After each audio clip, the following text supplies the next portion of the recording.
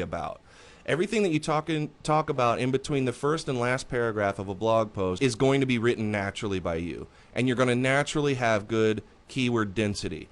So in some of the tips that are coming up, one of the things I say is don't pay attention to keyword density that much. It really doesn't matter, and there is no number that is reliable about the percentage of keyword density. That's just not a road you want to go down. It's old-fashioned SEO, and Google purposely changes what they think about keyword density. Nobody on the planet knows at any given time what the perfect keyword density is.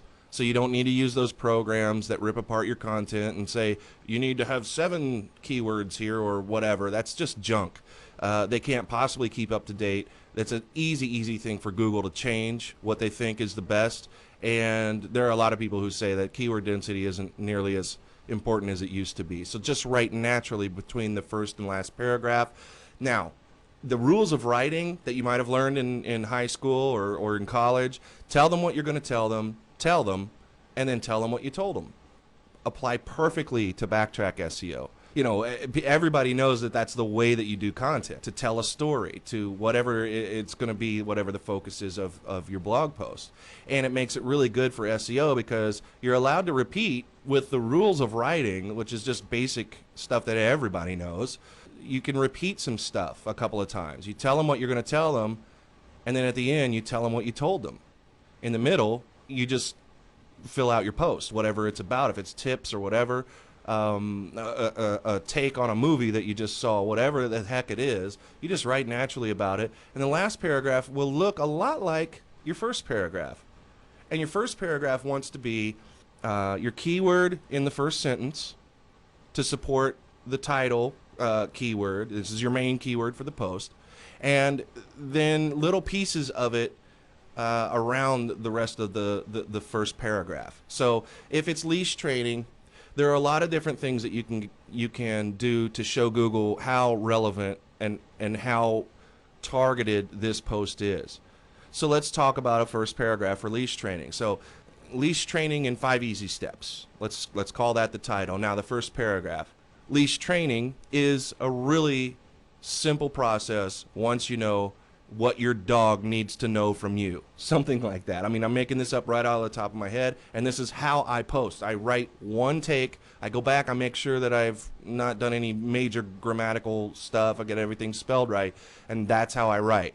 And that's the only way you can do it if you're going to produce the amount of content that you need to do every single day for your blog.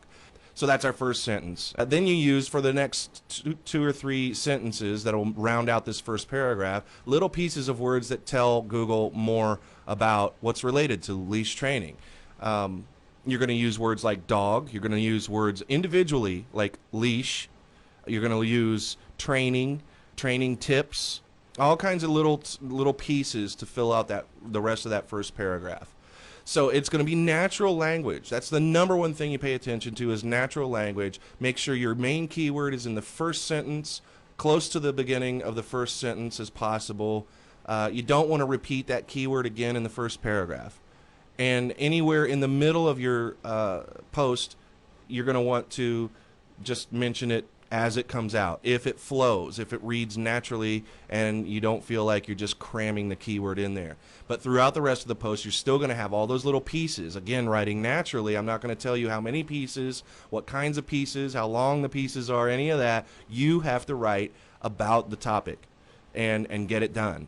And then at the bottom, you're going to tell them what you told them. So you're going to kind of give a little synopsis of what you told them. So if you take these 5 steps and you work like this with your dog, you're going to have a dog that is leash trained and a dog you're proud of taking around town, you know, that kind of thing. So you're going to repeat a little bit in a different way what you said you were going to tell them in the first paragraph, and support it with the main trunk keyword, leash training in this example, and everything that goes around that. In the last paragraph, that's 2 or 3 sentences long. You're done.